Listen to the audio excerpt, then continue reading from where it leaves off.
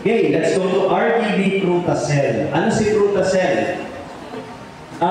If we're going to compare yung purple corn natin at saka itong Frutacell, mas kompleto si Frutacell. Kasi from here up to the legs, up to the bones, covered niya.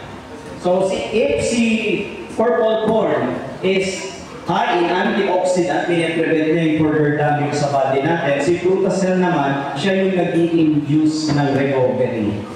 May damage yung teeth, nagpo-pull yung hair, may damage sa skin, may damage sa internal organs, isasabay nyo si Frutacell para mas mabilis mag-regenerate. And if you are suffering from insomnia, ito rin yung magandang i-take para maka-sleep kayo ng maganda. So insomnia, no? So nag-boost siya ng immunity, it will help you sleep better, it will increase your energy levels. So napapansin nyo sometimes na kahit natulog naman kayo, tama naman yung tulog nyo, pero you feel tired.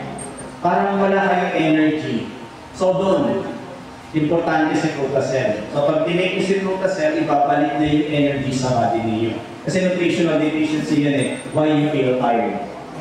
So nandito kay Frutacell na component. So supports digestive health, delay aging, support bone health, nagsusupport siya sa liver and pati doon sa mga tip natin sa oral health.